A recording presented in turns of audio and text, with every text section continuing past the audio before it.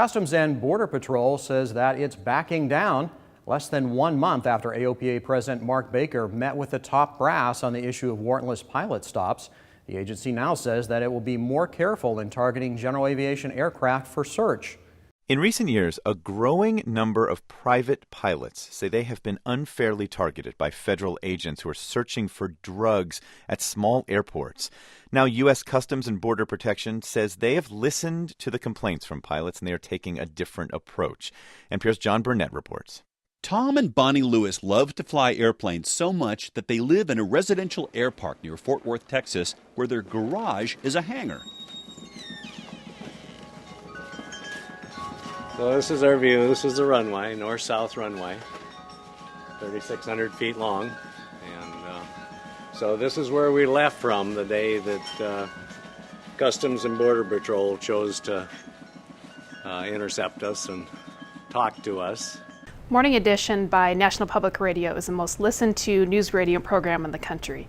And this story, as reported by John Burnett, did a great job of illustrating what our pilots are experiencing when stopped by Customs and Border Protection officers without probable cause. This story on NPR this morning, as well as recent stories by the LA Times and the Miami Herald, are really important because it keeps this issue top of mind with not only members of the public, but also elected officials and general aviation pilots.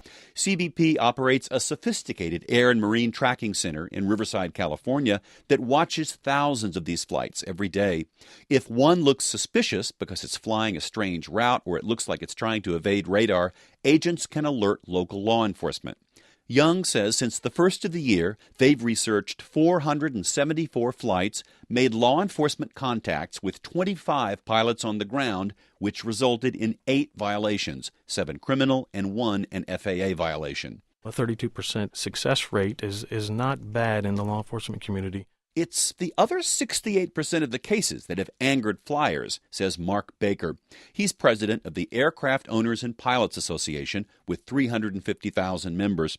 Baker says 54 pilots in his organization have reported police confrontations at airports in the last 2 to 3 years.